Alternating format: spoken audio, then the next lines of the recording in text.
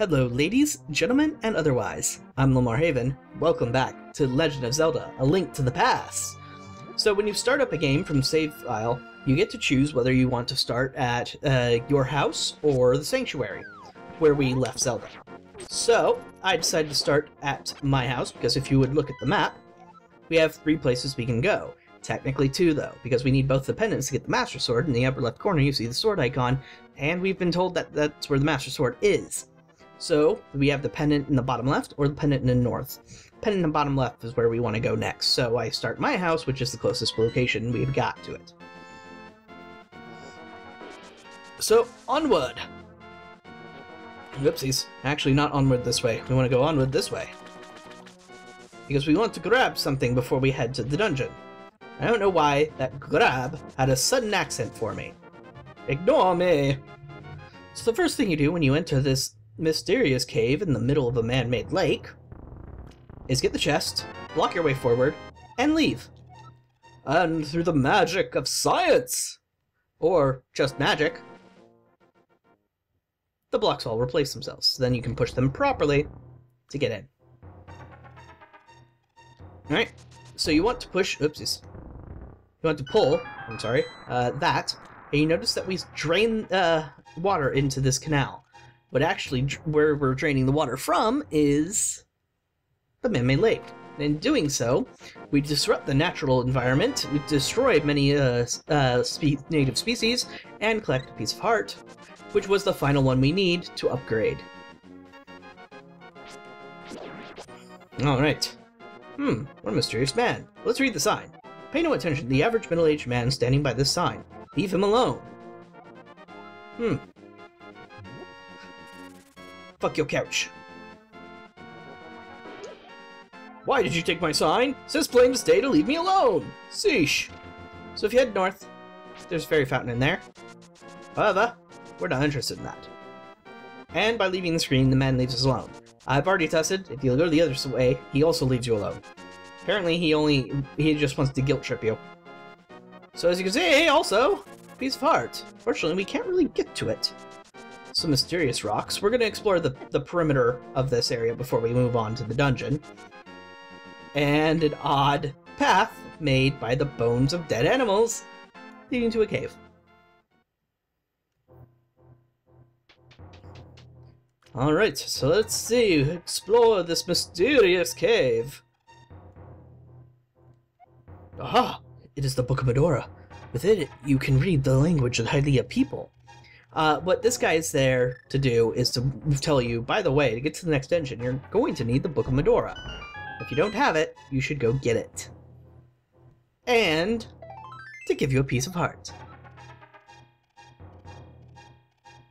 So, yay for exploring! Aren't you glad we explore? I'm glad we explore. Alright. And then we leave. Back into the harsh rays of heat and sun that is the desert. You have a tongue, sir! I suppose that shouldn't surprise me. Alright, so switch to the Book of Medora. And you might notice we can't get in, but there's a mysterious tablet. Can't be read, however with the book, to open the way to go forward, make your wish here, it will be granted.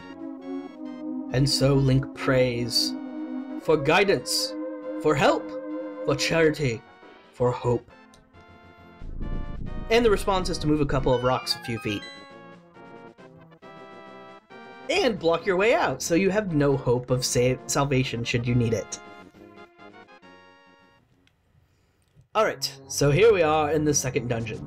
The key to this dungeon is that it's actually really easy, and the rule of thumb is simply to go in a, ouch, counterclockwise formation.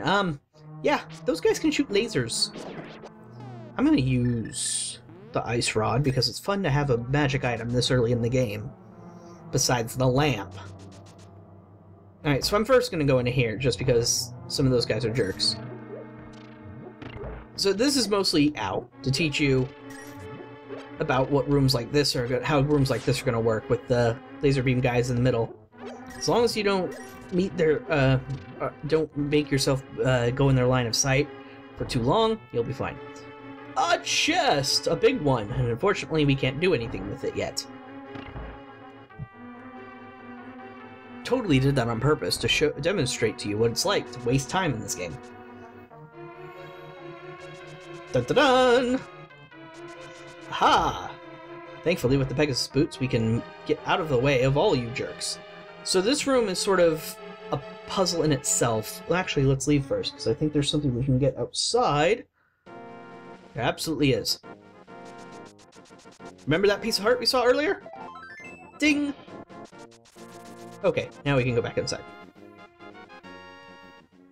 Anyway, so this room is to test your puzzle-solving skills to a certain degree. You're supposed to find out, well, there's a blocked door. It's not locked, so you don't need a key. So what are you supposed to do? You're supposed to, I think, find the right block to push. And if you're behind these blocks, apparently it doesn't shoot lasers at you. I forgot that was the thing. But I think, there we go. I knew I'd find it eventually. I knew it was the second block on one of those, but for some reason, it didn't occur to me to keep looking. Alright, so, like any Zelda game, you can catch a fairy and keep it in a bottle, should you need to. I purposely let the other fairy run into me so I could get the health refill, because I kind of needed it, because I'm bad. Anyway, that's always a good room to go to if you at the beginning of this dungeon, just so you know. Make sure you have what you need to move forward. Alright. So if you go over here, you'll find a key. If you bash that down, you'll find that. Haven, it is I, Sahasrahla. You must never fail to find all the treasure in each dungeon. Thank you for the tip, Sahasrahla, I suppose. Anyway, next we go into this door. And by doing so, you want to pick this up, so it spawns this chest. Go away. And you get a map. Give a quick look at the map. You can see we've been to all the rooms on the left. Now we're going to go to the right and go into all those rooms as possible. First floor only has 2 rooms. Second floor has significantly more. But this is the biggest part of the dungeon, and this is also one of the shortest dungeons in the game, especially if you know exactly where you're going. Up north, we're going to explore it just to fill out the map, but it's a pointless room. All it does is spawn all these enemies, and then you can leave. That's it. Alright, so we want to go into here and open this room.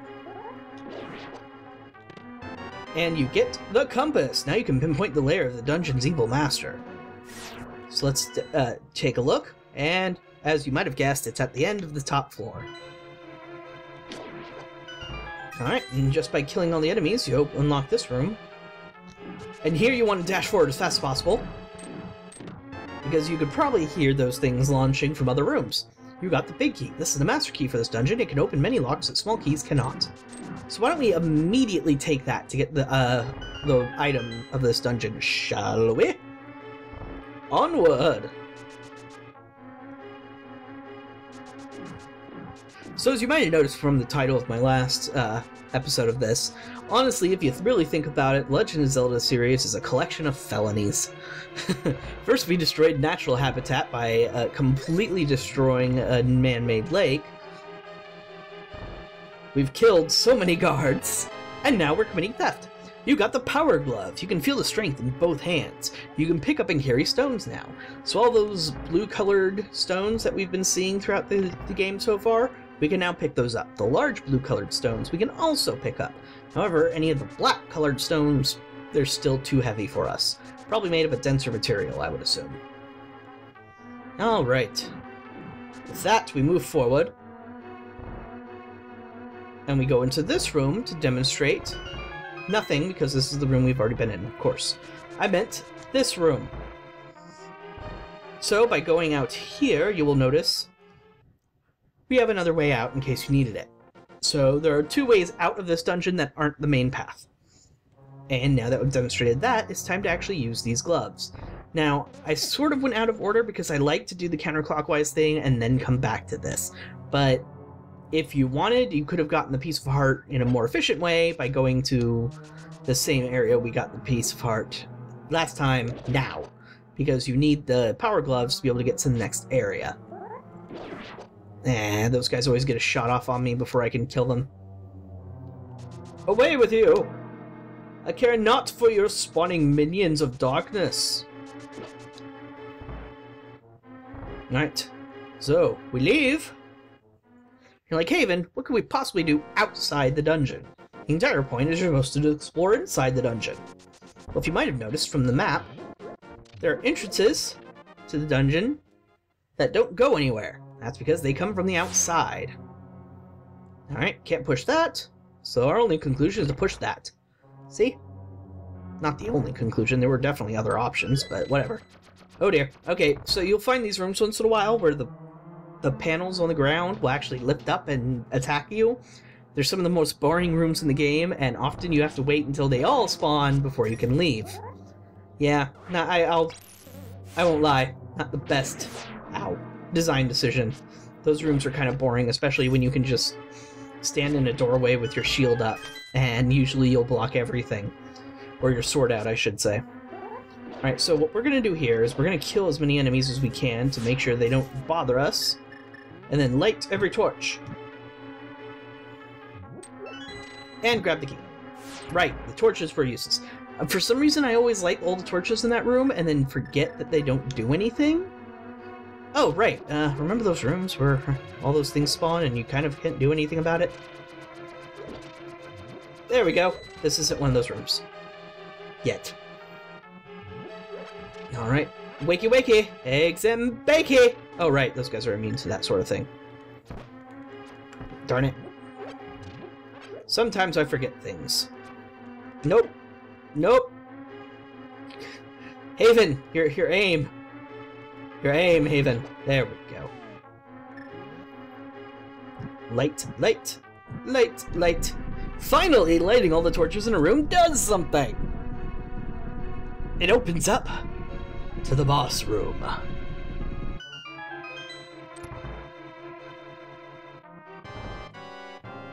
Oopsies. I think the bow and arrow is probably the best weapon to use against them. Okay, so we want to aim for the head. And the bow and arrow tends to deal the most damage, but you could also just, you know, swing your sword. Like a proper hero. There ain't no Legolas's here.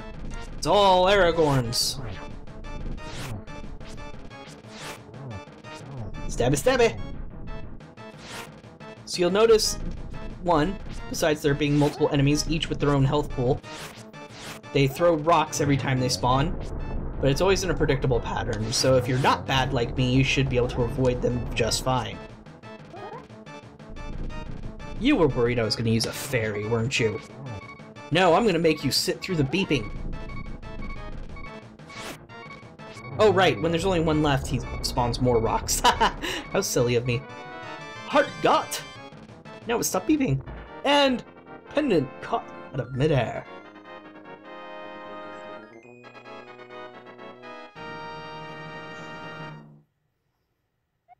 You won the Pendant of Power! Your goal of finding 3 pendants is in sight. Go for the last one! Life refilled, magic refilled, success earned! And it spawns you out, yeah. Congratulations, we have now completed the 2nd dungeon. Oh, and those things in the ground? They're mines. Yeah, if you run across them, you're too fast to trigger them. I could have sworn that it does trigger them, and the cacti hurt. I forgot to demonstrate that as well. Alright, so now that we can lift things, why don't we practice our newfound skills? By killing something. Bad bird. So as you might notice, I'm trying to move. When you're carrying those really big stones, you can't move. You're stuck on spot. Sir? Check out the cave east of Hylia. Strange and wonderful things live in it. Didn't we already get told that by someone? Anyway, let's steal all his booty. It's our booty now. We got implants, you see. Alright. Now, for more of a demonstration, let's throw a couple of rocks at his head. Alright. Once more! Nothing. So, as another demonstration, we've picked up every single rock in this area. Can't do a thing to this one. I always wondered why they had the 8 symbol on them too. I'm sure it's not supposed to be an 8. That's what it always looked like. I know I'm not the only one who thinks that. Am I? Am I the only one who thinks that?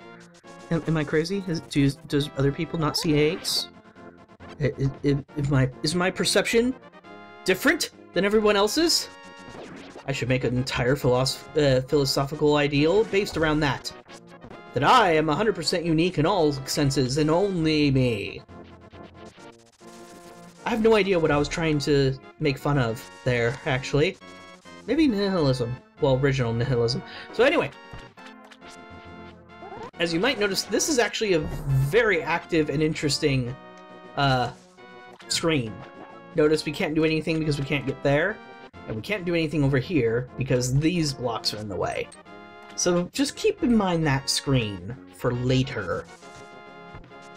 So now what we want to do is we want to head north. You might notice, pretty far north. It'd be easier to just save and quit and go to the sanctuary, but we don't cheat like that. We take the path the least traveled. Or should I say, traveled quite often, just not specifically by us yet. Alright, so what we should do, actually, now that I think about it, is head off to Lake Hylia. There's something I usually do before this point. Go away. And that is get a mushroom. I don't remember off the top of my head where I'm supposed to find said mushroom just yet. Because if you give the mushroom to this lady... Oh, right! The mushroom! It's, in the forest. At least it should be. You could get potions from her apprentice in here as well. So yeah, we'll go to the forest at some point and get a mushroom and give it to that lady. But now that we have the gloves, we can also go over here. And of course, don't jump in the water. We still can't swim. Go away. So, those collection of rocks can be bashed down by running into them. So as you can see, there's a lot of things here that are meant to sort of gate your progress, so to speak. The Waterfall of Wishing is just around the corner. But thankfully, we have a ton of rupees, because we're going to need them soon. Just to demonstrate, odd place to be, just 2 shrubs in the middle of nowhere, not significant. Maybe it will be later. Maybe it won't. I don't know, do you? Or don't tell me if you do know. That's bad. That's backseating. How dare you? How dare you try to backseat me? Alright, so just to demonstrate, there's another useless nonsense over there because we still can't swim. Don't worry. The entire point of this is to try and remedy that. Alright, so I think if we go this way we can find something. No, just a waterfall. Another waterfall. In case you haven't noticed, I'm not using walkthroughs for this game. I am purely just kind of walking around and remembering, oh, you can do something here, you can do something here. Can you do something here? And I explore whenever I don't 100% remember something. There have been a couple of times already in this LP that I have played off my exploration as something completely intended. I intend to keep doing so throughout the rest of this LP. So, if you're ever wondering, I wonder if Haven actually meant to have that in this part of the LP, or be able to demonstrate that at this specific moment, or if he just made it up on the spot and tried to play it off, chances are, yes. All of the Zoras! And yes, these are Zoras. Unlike the Zoras that we're used to in other Legend of Zelda games, these ones are quite hostile. However, they're also entrepreneurial. Wahaha! What do you want, little man? You have something to ask of me? I want the flippers. Haha! I don't just give away flippers away for free. I sell them for 500 rupees a pair. What do you do? Pay 500 rupees. 1 pair of flippers coming up. I'll give you a free bonus with your purchase. I'll let you use the magic waterways of the sea folk, which link lakes and rivers. When you see a whirlpool, dive into it. You never know where you'll surface. Ha ha ha! Da da da da! You bought Zora's flippers. With these, you should be able to swim in even deep water. Yep. First thing you do, swim in the water. Press A to be able to swim faster, and B to submerge yourself. So, explore around a bit, but don't go down those waterfalls, because if you come up here, you get a piece of heart you probably noticed earlier that I forgot to mention. Alright. So that was the Waterfall of Wishes. Yeah, not that interesting just yet. However, I believe there might have been somewhere we can still explore a bit. No, never mind. I was thinking of a different area in the game. A further demonstration of my lack of forward thinking.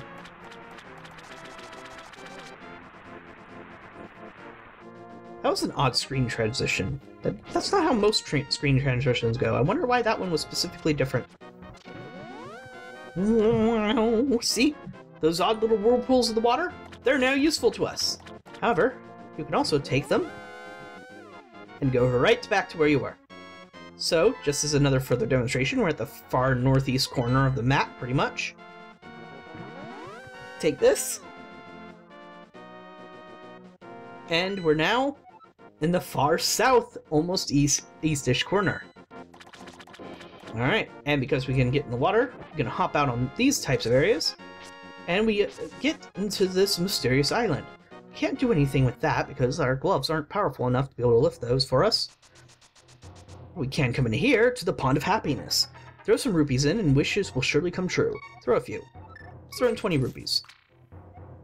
Happiness increased, 20 rupees. In total, your happiness is 20. You became happier by 1 step. For your reference, today you will have good luck.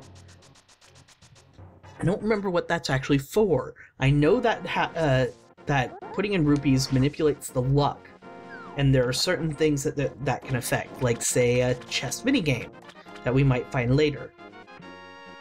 Alright, so let's explore the water a bit more. You can see there's a piece of heart just on a lone island in the middle of nowhere. Can't do anything with that quite yet. Unless we learn how to fly. You guys didn't learn how to fly without me, did you? So, because I almost never used the fortune teller, why don't we hop into the fortune teller booth and find out what we're supposed to do next? You look like you might have an interesting destiny. May I tell your fortune? I'll make it cheap. Ask him to tell it.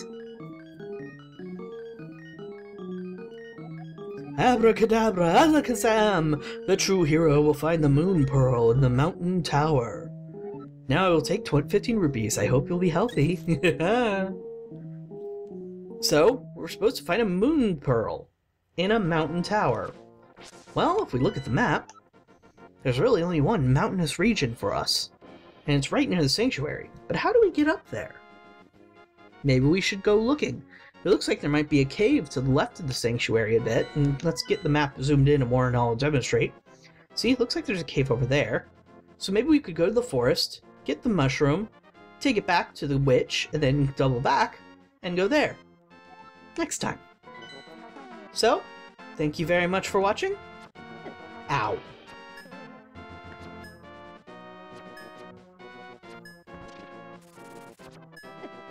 Okay, that's enough of that. Thank you very much for watching, and I'll see you folks